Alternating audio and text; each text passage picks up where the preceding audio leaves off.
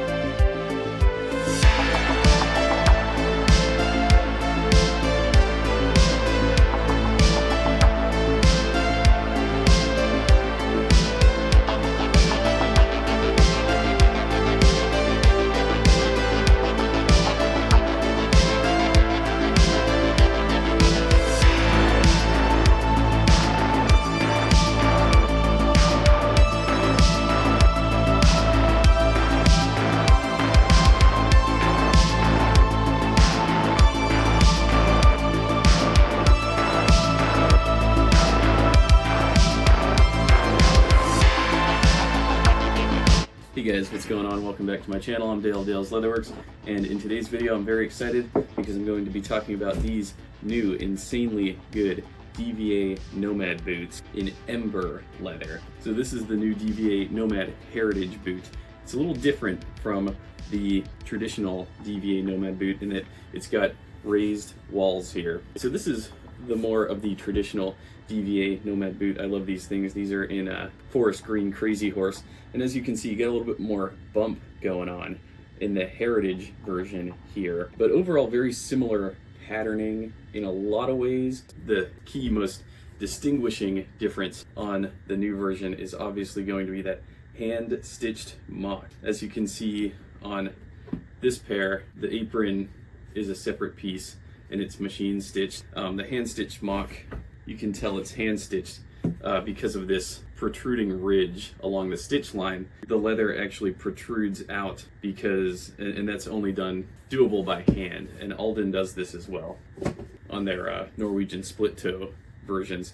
So the other new update is we've got a pull tab back here and a quadruple stitched down back heel stay. The traditional DIEVIER back heel stay is only double stitched. They've definitely upgraded the threads, the stitching across the quarter here, quadruple stitched down compared to double stitched down. And so they've made a lot of improvements.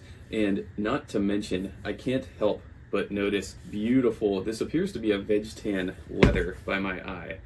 This is the Nomad Heritage boot in EMBER. It's built in North America, which means Mexico. 2.2 to 2.4 millimeter steer hide leather upper. That translates to roughly 5 to 6 ounces, so that's pretty thick stuff. Yeah, so we're actually talking more like 5.5 to maybe 7 ounces. We've got a round mock toe box, fully leather lined on the interior of the boot, featuring Siska USA brass eyelets, also an upgrade. We've got round wax cotton shoe laces, cushioned and removable leather topped insoles, vegetable tanned lasting boards, 360-degree Goodyear welt construction, vegetable tan leather insoles, leather heel counter, EVA injection molded outsoles, slip and oil resistant. And this is coming in hot at $180. What's most striking to me about this boot in particular is, to me it looks like the Redwing Heritage Moctoe. Their men's 6-inch Moctoe boot in Oro Legacy leather, which is an absolute staple in the boot world. These are very similar in aesthetic to those, albeit there are some pretty striking pattern differences. And I actually don't have any Redwing Moctoe boots. Blasphemy, I know. The pattern on the Redwing is going to be more similar to this here pair of Imperium boots that I reviewed. As you can see, we've got this back heel stay stitch, which is cosmetic from the outside, but from the inside it actually houses the heel structure. So we've got this curvature coming down, and then we've also got the toe box is a separate piece from the quarter of the boot. As you can see, these two panels are joined here. On the DVAs, it doesn't have that. It's pretty sharp, this pattern. The toe box panel extends the entire length of the boot. It's joined by a separate panel for the quarter right here. And so it's just a different pattern altogether. And since we're comparing all the Moctoes, let's talk about the Grantstone Field Boot. This Grantstone Field Boot is in Saddle Tan Veg Badalassi.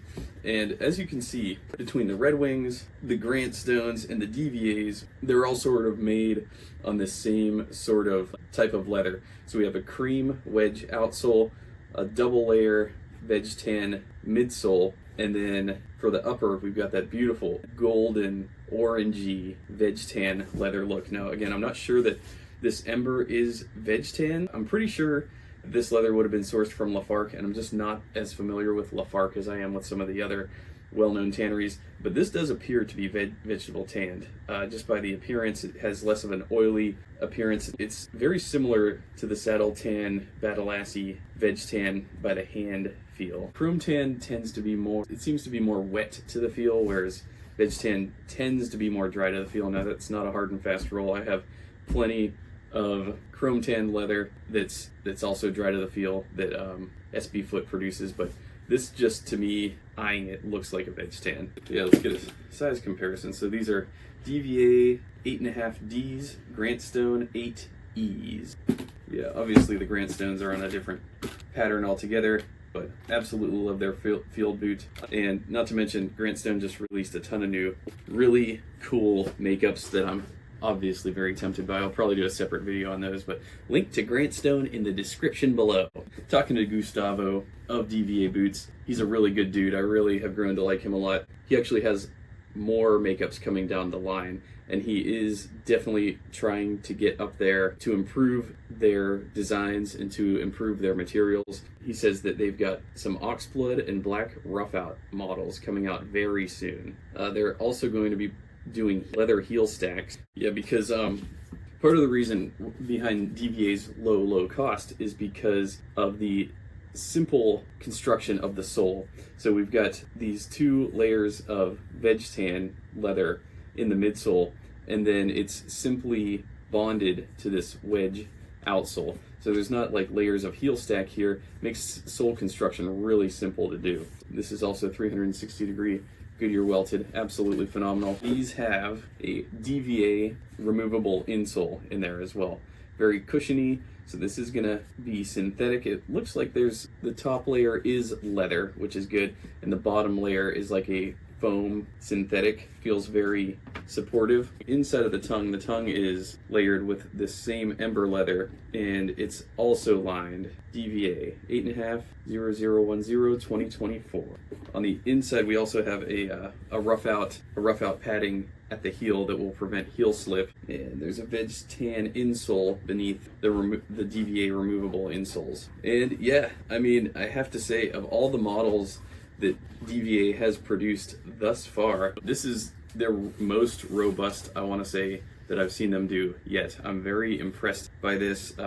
Rose Anvil recently did a video on some DVAs as well, and it's really cool to see this brand gaining traction because, again, they are just super nice people, and their core competitor is Thursday Boots, which Thursday Boot has also upped their game recently. But since DVA has been working to slowly grow and slowly develop they're making leaps and bounds as well, and I love to see it, and I'm honored and privileged to be along for the ride. Yeah, they just released the Nomad Heritage Oiled Dusk featuring Vibram outsoles, and yeah, they got the heel stack in there, and the heel stack is very beautifully designed. It looks like there's 4 layers in the heel stack.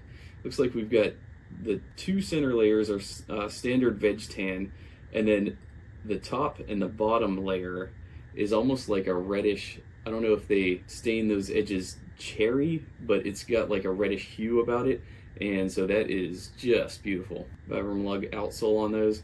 They also have the same model in onyx, which are insanely cool. And yeah, styling with these, super simple, super casual. These go perfect with denim. I mean, anything that you would see the iconic Redwing Moctoe in Oro Legacy, you can do the same thing with these, and guess what?